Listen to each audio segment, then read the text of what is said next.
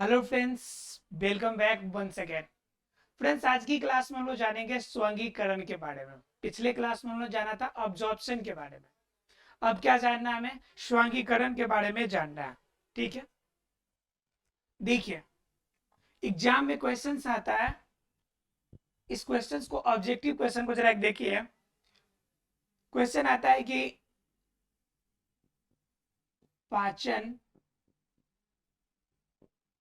क्रिया को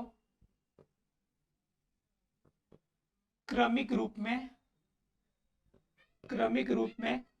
अरेंज करें, मतलब सजाए, अरेंज करें। देखिए, ये क्वेश्चन है, मान लीजिए। अब इसके चार ऑप्शन दिए होंगे। फर्स्ट ऑप्शन मान लीजिए, ए नंबर ऑप्शन दे रहा है। क्या ऑप्शन दे रहा है? अंतर्ग्रहण, अंतर्ग्रहण, पाचन, स्वांगीकरण, अवशोषण, अवशोषण और लास्ट में उत्सर्जन। पहला तो ये ऑप्शन दे दिया। क्वेश्चन को देखिए, जो एग्जाम में क्वेश्चन आते हैं कि अंतर्ग्रहण, फिर पाचन, फिर स्वांगीकरण, अवशोषण और उत्सर्जन। दूसरा केस लीजिए। दूसरा केस में मान लीजिए कि दे रहा होगा अंतर्ग्रहण, अंतर्ग्रहण, अंतर्ग्रहण का मान लीजिए क्या? अवशोषण होना, अवशोषण होना, अवशोषित जो होंगे उसका पाचन हो जाना, जो पचे हुए भोजन होंगे उनका स्वांगीकरण हो जाए, स्वांगीकरण हो जाए, और जो बच जाएगा वो उत्सर्जन हो जाए। ये हो सकता है, उत्सर्जन हो जाए। एक और तीसरा स्टेप हो सकता है आपका कि यहां पे क्या करें? अंतर्ग्रहण तो सब में शुरू में होगा, क्योंकि ये तो सबको पता है कि अंतर्ग्रहण की क्रिया पहले होती है, अंदर जाएगा तभी कुछ होगा।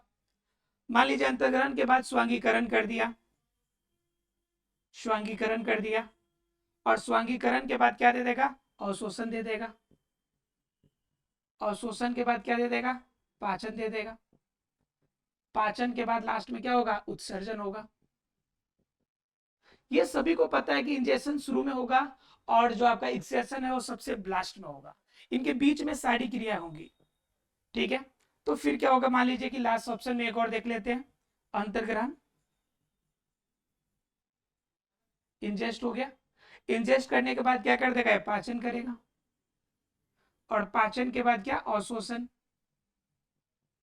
अवशोषण के बाद क्या? स्वांगीकरण।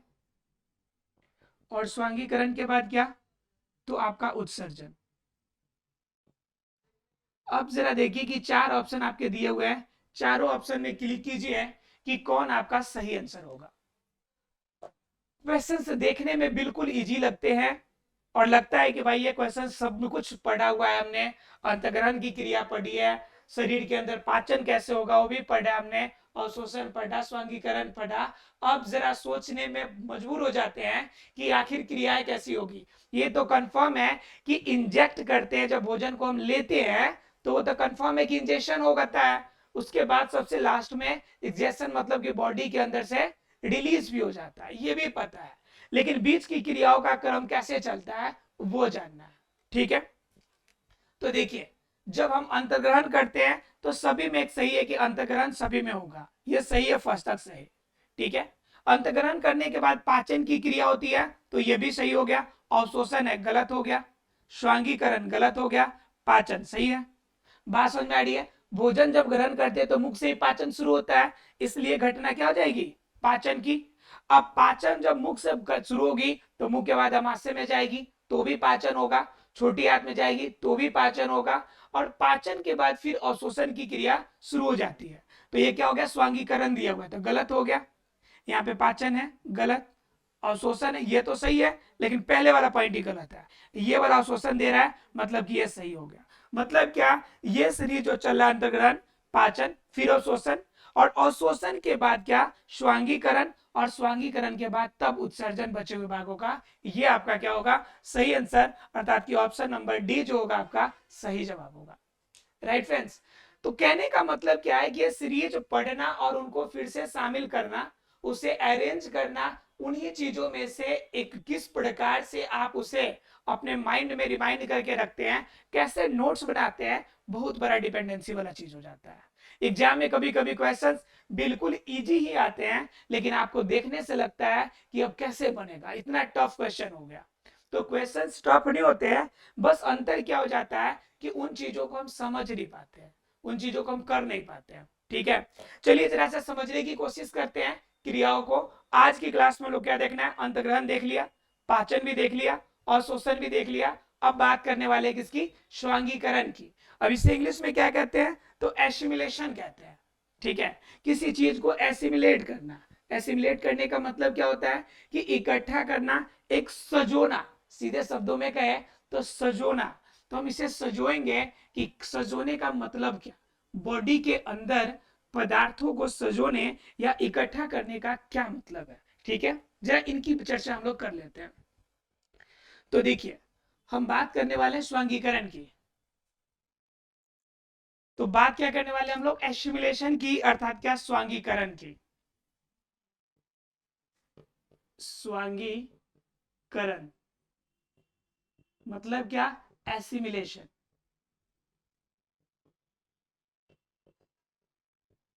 क्लियर। अब जरा देखिए एसिमिलेशन में क्या जानना है हमें, स्वांगीकरण की क्रिया होती क्या है। तो जरा समझिए, इसके लिए शुरू से समझना पड़ेगा बातें, तो स्वांगीकरण की घटना समझ में आएगी। जब भोजन आप ग्रहण करते हैं तो उसका क्या करते हैं, पाचन करते हैं, भोजन का पाचन। चलिए तो जरा बात कर लेते हैं एसिमिलेशन स्वांगीकरण की। तो ये घटना पाचन से समझनी पड़ेगी आपको। तो पाचन की क्रिया में क्या होगा कि जो बड़े अणु है, मान लीजिए कि ये बड़ा अणु है, बड़ा मॉलिक्यूल्स है, ये टूटेगा। जैसे मान लीजिए आपने चावल खाया, रोटी खाया आपने, ये चीजें जब मुंह के अंदर जाती है तो मुंह के अंदर पहले बारीक में टूटती है, छोटे छोटे में टूट जाती है। टूटने के बाद वहां पे टाइलिन से थोड़ा सा पाचन होता है कार्बोहाइड्रेट पे, क्योंकि वहीं पे माल्टोस बन जाता है। और जब एक ही तरह के मोनोसेक्राइड्स बनेंगे, जब वो डाइसेक्राइड का फॉर्म बनाएगा, ग्लूकोज का एक ही जैसे फॉर्म बनेंगे, तो माल्टोस बनाता है, पता है आप लोगों को। अब क्या है कि पाचन की क्रिया में बड़े बड़े अणु जो थे, ये टूटकर छोटे छोटे अणु में बदल गए। यहां तक तो समझ में आया कि चावल खाया, चावल के टुकड़े टुकड़े हो गए, दाल खाया, दाल के टुकड़े टुकड़े हो गए। अब ये पचा वाला भोजन जो पचता है, मतलब पाचन की क्रिया शुरू होती है, तो ये मुख से लेकर छोटी आंत तक पूरी तरह से पाचन की क्रिया होती है। ये पूरी घटनाएं कहां तक चलती है, ये मुख से शुरू होती है, मुख से शुरू होती है, और मुख से शुरू होने के बाद कहां पहुंचती है, छोटी आंत तक ये घटना चल के बढ़ती हुई आती है, छोटी आंत तक। क्लियर है, छोटी आंत तक। नहीं दिख रहा आप लोग को, स्मॉल इंटेस्टाइन। क्लियर है, स्मॉल इंटेस्टाइन। क्लियर है, यह मुख से यानी कि माउथ से लेकर माउथ टू स्मॉल इंटेस्टाइन तक ये घटना हमें पाचन की देखने के मिलती है। जब भोजन ये पचता है, बड़े अणु से छोटे में बटा था, लेकिन पाचन की जब क्रिया होती है तो यही क्या हो जाते हैं, अलग अलग पोषक तत्वों में बट जाते हैं, पोषक तत्वों के रूप में बढ़ जाते हैं। अब पोषक तत्वों के रूप में बंटने का मतलब क्या है, जैसे मान लीजिए हम बात करते हैं किसकी, कि हमने दाल का यूज किया, क्या खाया, दाल। अब दाल का यहाँ पे टूटा, जब यहाँ पे पाचन हुआ, तो दाल के जो होंगे वो पेप्टाइड बॉन्ड में टूटेंगे, पेप्टाइड में टूटेंगे। या फिर क्या हो सकता है कि पॉलीपेप्टाइड में ही टूटा रह जाए, पॉलीपेप्टाइड में। फिर पॉलीपेप्टाइड भी टूटेगा, तो फिर किस फॉर्म में बनाएगा, पेप्टाइड के बॉन्ड में बनाएगा, पेप्टाइड बनाएगा। फिर पेप्टाइड भी टूटेगा, तो पेप्टाइड टूटने के बाद किस में बनाएगा, एमिनो एसिड में बनाएगा, अमीनो अम्ल में बनाएगा, अमीनो अम्ल में बनाएगा। और जब अमीनो अम्ल में जब बन जाएगा, तो इनका हमारे बॉडी के अंदर क्या होता है, अवशोषण होता है। क्या होता है हमारे बॉडी के अंदर, अमीनो अम्ल के रूप में अवशोषण होता है। या फिर हम बात करें किसकी, अगर बात करते हैं वसा की, तो वसा टूटेगा, वसा लाइपेज इस पे काम करता है, और वसा जब टूटता है तो किस में बदलता है, फैटी एसिड में, फैटी एसिड में बदलेगा। या फिर किस में बदल जाएगा, ग्लिसरॉल में बदलेगा। और यह जो ग्लिसरॉल और फैटी एसिड है इसी के फॉर्म में इसका अवशोषण होगा। बात समझ में आ रही है? मतलब वो दाल आपने यूज किया तो, या फिर आपने वसा यूज किया तो अवशोषण किस फॉर्म में हो रहा है, बिल्कुल इसका बारीक आपका बिल्कुल छोटे अंश में। जब यह किस में था, एमिनो एसिड के फॉर्म में था, तो यह पूरा किस फॉर्म में था, अमीनो एसिड के रूप में, अमीनो के रूप में यूज हुआ। यहाँ पे फैटी एसिड और ग्लिसरॉल के रूप में आपने क्या किया, अवशोषण कर लिया। यहां तक तो बातें समझ में आती है।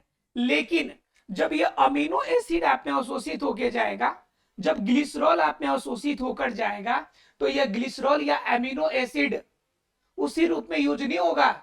यह अंदर जाने के बाद यह जो अमीनो एसिड है और ये जो ग्लिसरॉल है, फैटी एसिड है, यह जाकर इकट्ठा होना शुरू करते हैं। एमिनो एसिड वाले पूरा एक जगह पे होंगे इकट्ठा, एमिनो एसिड को एक जगह इकट्ठा किया जाएगा, फिर उसके बाद फैटी एसिड और ग्लिसरॉल वाले को अलग इकट्ठा किया जाएगा।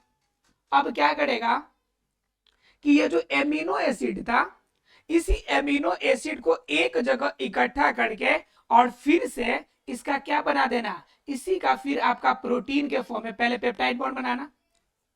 देखिए इधर लिख देते हैं, देखिए आप लिखते हैं बात को, जरा ध्यान समझिए। यहाँ पे एमिनो एसिड के रूप में अवशोषण हो गया। अब क्या होगा, यही एमिनो एसिड क्या होंगे, मिलेंगे आपस में, अमीनो एसिड्स मिल गए हैं, amino plus amino acids. Peptide bond था, इसके साथ पेप्टाइड बॉन्ड भी मिल गया, पेप्टाइड बॉन्ड भी मिल गया। अब जब अमीनो एसिड के साथ पेप्टाइड बॉन्ड मिलेगा तो आपको पता है कि किसका फॉर्मेशन होगा, तो ये क्या करेगा, ये जब तीनों एक साथ मिलेंगे तो प्रोटीन का इस्तेमाल करेगा, प्रोटीन का फॉर्म बनाएगा।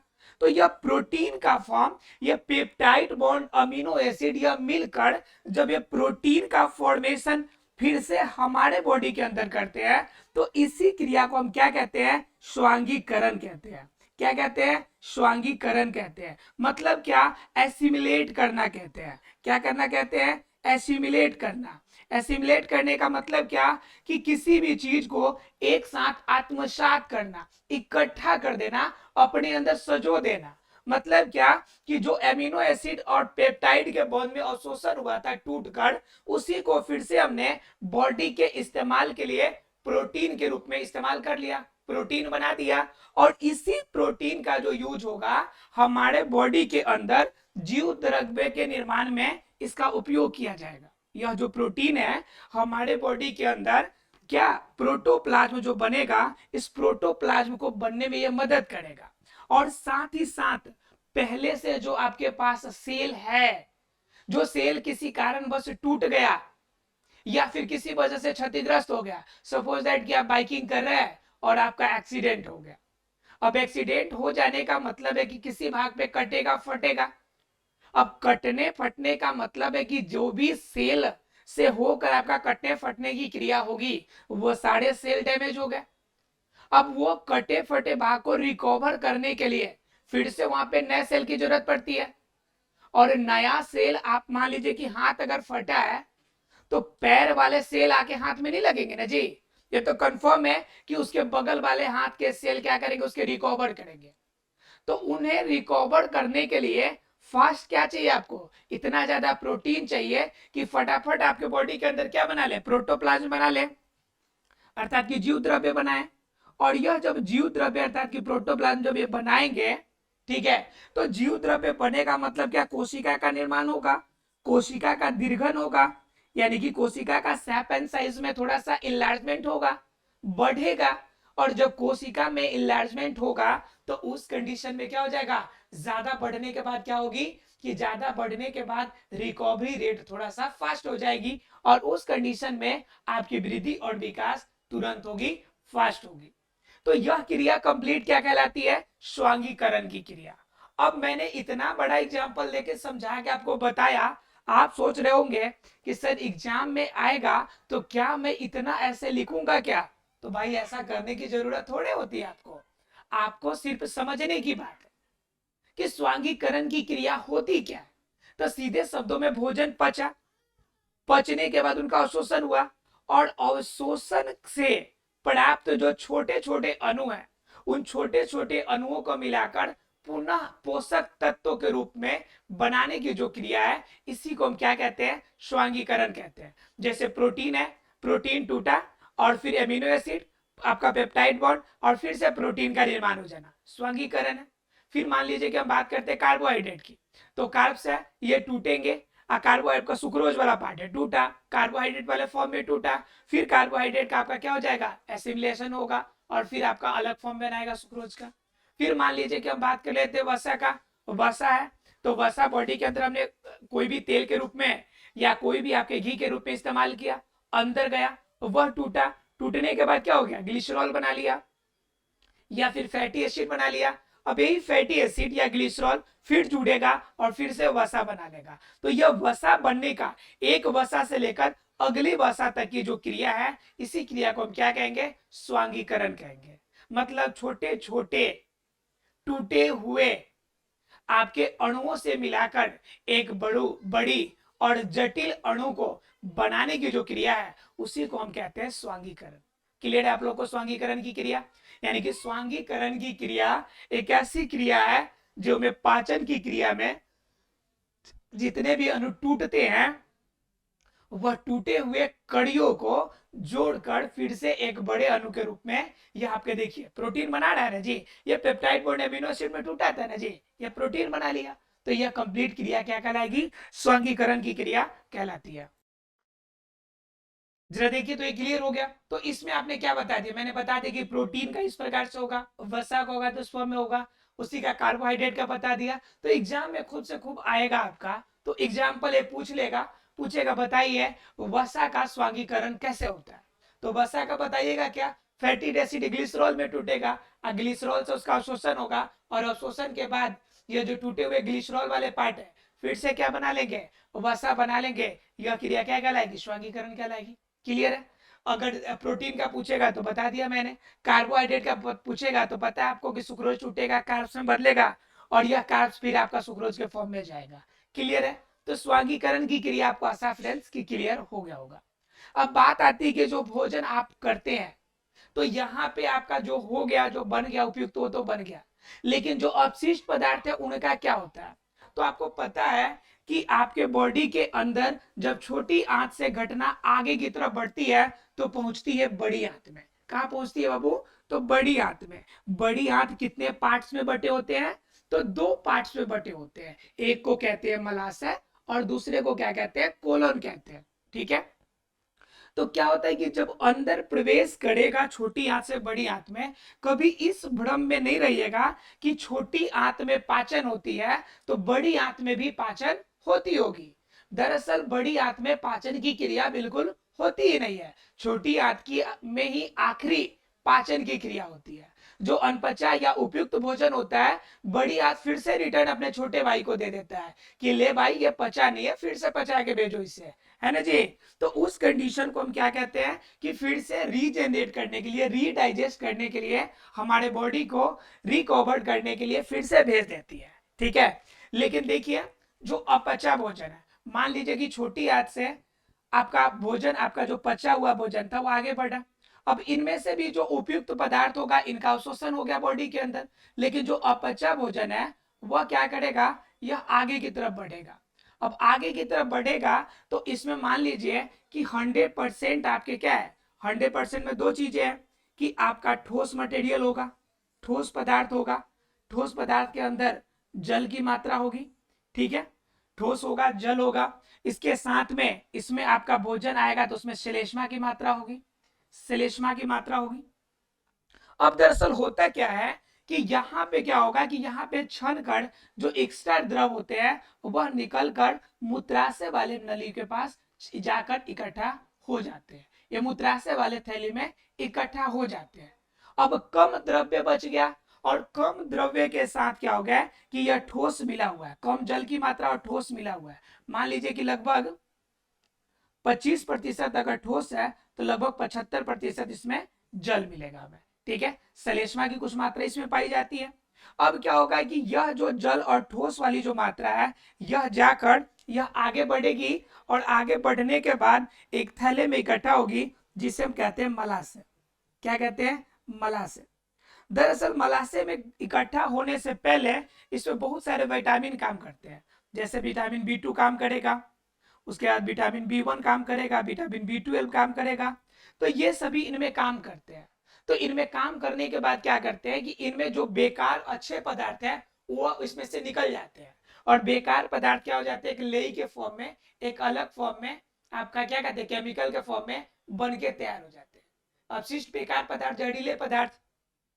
अब ये मलाशय में इकट्ठा हो जाने के बाद, मलाशय में जब ये इकट्ठा होता है द्रवीभूत आपका ठोस, तो उस कंडीशन में मलाशय में एक प्रेशर, एक प्रकार का क्या होती है, ऊपर से दबाव महसूस होता है, और इसी प्रेशर और दबाव की वजह से यह जो मलाशय मल के रूप में शरीर से बाहर निष्कासित हो जाते हैं, और यह अपचा भोजन मल के रूप में शरीर से बाहर निष्कासित हो जाते हैं। ध्यान रखिएगा, मल के में बनने में ये विटामिन का बहुत बड़ा रोल होता है, ठीक है, इनका रोल अच्छा खासा होता है। क्लियर है? तो ये बातें समझ में आ गई। अब बात ये आती है कि हमने कह लिया कि स्वांगीकरण हो गया, पाचन भी हो गया, लेकिन बात एक और आती है, क्या हमारे बॉडी के अंदर यह पाचन की क्रिया हो गई, स्वांगीकरण की क्रिया हो गई, सारी क्रियाएं हमने अच्छी बातें कर ली, क्या कोई बीमारी नहीं होती है? क्या बॉडी के अंदर पाचन संबंधी बीमारियां नहीं होती है? तो बहुत सारी पाचन संबंधी बीमारियां होती है। जैसे पहला नंबर तो अल्सर ही हो जाता है। अब बताओ अल्सर में क्या होता है, जब भोजन किए, मतलब भोजन नहीं किए और ज्यादा मात्रा में एसिड हमारे बॉडी के अंदर रिलीज हो गया, तो उस कंडीशन में अमाशय की आंतरिक दीवार जल जाती है, तो अल्सर की बीमारी हो जाती है, पहली प्रॉब्लम।